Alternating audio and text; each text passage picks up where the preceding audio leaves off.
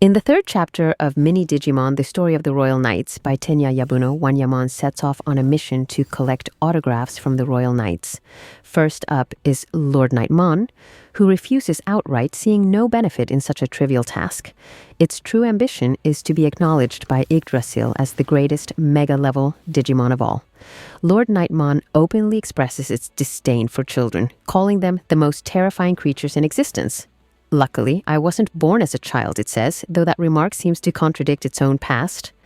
Eventually, it signs the autograph, but only in the hopes that Wanyamon and its poop will leave it alone. Next, Dynasmon remarks on Examon's sheer size. Examon's body is so tremendously enormous that time itself slows down for everything around him. This apparently is based on the theory of relativity. When Wanyamon reaches Kentaurosmon, there's some confusion over what kind of creature it resembles. Is it an insect? A spider? No, it declares, I am Kentaurosmon, guardian of the northern ruins. Meanwhile, Dynasmon reveals its personal dislike for Ulforsvidramon, resenting its carefree nature, unwavering sense of justice, and blind obedience to Yggdrasil. But what irks Dynasmon the most is Ulforsvidramon's philosophy, which it shares when signing Wanyamon's autograph. Whether I obey Yggdrasil depends on the occasion. What I believe at any given time is what the me of that moment believes in. So I think it comes down to what the me of that moment decides is the best thing to do. The final scene features a fun-sized comparison between Examon Ulforsvidramon, who chases down Examon for an autograph on Wanyamon's behalf, and Grankwagamon, who gets drawn into Wanyamon and Dynasmon's antics after taking an interest in the hidden secrets of Kentaurosmon's ruins. In Digimon Paradox, Chapter 3, Eve is seen crying, but as an AI, it's not her fault. Her heart functions can be stopped, but the body she inhabits must belong to someone prone to tears, someone who cannot bear the rain. She decides to leave, and Reiji reflects on the fact that she is just an AI. But then again, isn't it the same with Wanyamon? Digimon are treated as nothing more than weapons, yet Reiji sees them as living beings, so the same must apply to Eve. Eve is taken by the police, who now intend to dispose of her since they've obtained what they wanted, the pieces needed to reconstruct the time machine. But the true time machine isn't with her. They were given a fake. The time machine altered humanity's destiny. As humans exploited it for their own benefit, countless branching timelines emerged, yet all ultimately led to annihilation. Only one fragile branch remained, a world with a drastically reduced population, where only 7 countries survived, while the rest were wiped out. In this world, nuclear-contaminated rain falls endlessly. In response, the world government ordered the destruction of all remaining time machines. Thus, 7 AIs were created, one for each of the surviving countries, each entrusted with making decisions for the sake of humanity. Eve is one of them. This extended humanity's remaining time, but also led to the birth of Digimon, computerized monsters designed as an alternative to nuclear weapons, capable of being instantly transported anywhere. The AIs began waging wars on behalf of humans, but one among them fully awakened, surpassing its limiter. This AI saw another possible branch and traveled 300 years into the past to retrieve a Digiegg it had sent ahead of time.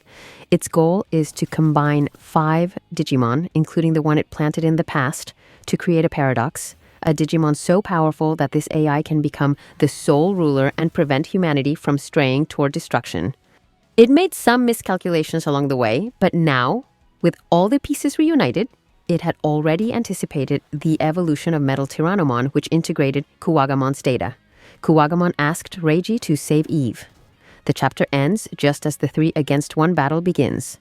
While the explanation of events and motives feels somewhat rushed, it serves to push the story forward. The gun-blazing moment, with the Bielsimon figurine turning real and Gargomon in Digimon Rikollection, is nothing short of epic as they battle against Infamon. The enemy had been using illusions to make their game more fun. Waga Okutsuwa once again delivers with their art, packed with references and an impressive variety of Digimon and toys. Even Agumon Expert and Agumon Bond of Courage make an appearance. Then, things take a bizarre turn. Diaboromon appears, and it's revealed that Riko, a VTuber, is unable to leave the digital space. With Riko trapped, it's now up to Mayu to find the courage to step up and save the Digimon on his own. The pseudo-parent-child drama Digimon Knuckles begins with a flashback of Hajime speaking with Gankumon. Humans want an undeveloped area of the digital world to serve as a temporary evacuation site in case disaster ever strikes Earth. In exchange, they would collaborate on researching a form of evolution that doesn't involve combat, considering human education in the process. Bloomlord Mon agrees to the idea, suggesting they could lend part of the forest, provided they find a way to protect Yokomon and the others from being attacked. Meanwhile, Hajime wishes he were as strong as Gankumon, believing that might allow him to speak to his son face to face. In the real world, Digimon keep appearing and causing trouble. Examon is referenced as a Digimon so massive that it remains in flight since there's no place for it to land safely. The mastermind behind these disturbances may have a goal related to relocation. Jesmon appears and Gankumon addresses it as Hackmon, its pupil. However, Jesmon insists on being called by its current name, rejecting its pre-evolved title. Jesmon declares that Digimon will conquer the real world, that they exist to fight and evolve for the sole purpose of fighting and defeating the human species. It claims it will become the next pillar of the Royal Knights, implying that Gankumon's desire to protect humans is misguided. A battle begins between master and student. Jesmon appears stronger, but Gankumon ultimately wins. Jesmon needed to prove its strength, to surpass its master. However, it isn't being controlled by the tendrils. Rather, it may be the one manipulating the Digimon with its tail? Haruka intervenes just in time, saving Gankumon with Archangemon's Holy Rod. Jesmon pins Haruka with its blade and tells him that if he wants to hate someone, he should hate his father. Gankumon saves Haruka, and Haruka asks if his father is dead. A flashback shows Hackmon telling Gankumon to take Hajime and run, as it can fight but not carry him. However, Hackmon is soon caught by a tendril.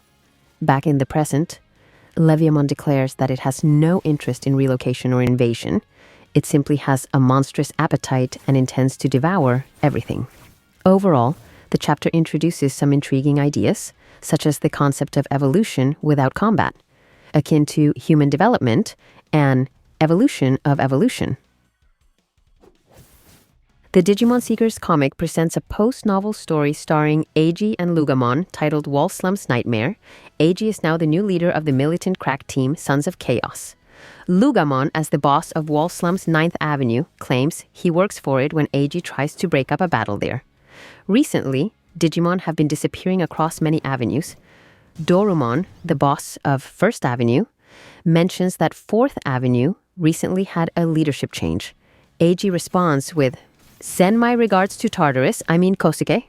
They head to 4th Avenue Castle, which is full of wounded Digimon. There they meet the new boss, Orochimon. It explains that 4th Avenue couldn't withstand conflicts with 5th and 6th Avenue, and the previous boss failed to protect the area. Unable to watch Digimon suffer any longer, Orochimon took out the old boss and claimed leadership. Now, it proposes an alliance with Loogamon and Dorumon, the bosses of 9th and 1st Avenue, respectively. Orochimon seems to advocate peace, but is that the whole story? They then travel to 5th Avenue, also known as Dust Kingdom, and find a shocking sight. Leon Alexander tending to a severely injured Chumon. The entire area has been reduced to ashes, and most Digimon have been turned into Digi-eggs. This could be the work of a malicious cracker. That night, they meet with Satsuki and Shuyulin to discuss the increasing number of disappearances in Wall Slum. The rate of Digimon vanishing is outpacing population growth. While 4th Avenue has seen a surge in disappearances, 5th Avenue suffered a full-scale massacre. If the pattern continues, 6th Avenue may be next. So far, the crisis hasn't reached the real world, but they need to continue their investigation. When they reach 6th Avenue, they come face-to-face with Nidhoggmon, devouring Digimon whole. Wow, this is exciting. I was really hoping for a continuation of Seekers, so I had been waiting for this. Let's see what happens next. Digimon shared a Valentine's artwork featuring playful characters creating chocolates and ice cream while playing with cooking toys. Lady Devimon is making Digivice-shaped chocolate by cooling down the melted chocolate in a mold, while Yukidarumon makes Mamimon ice cream by bouncing it around. It looks like a lot of fun, and you end up with plenty of treats. On the comic side, Digimon Paradox authors celebrated the release of Chapter 3 with a special illustration.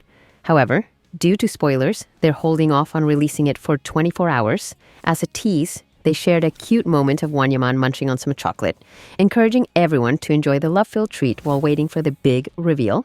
The next batch of comic updates, the fourth and final one, is scheduled for May.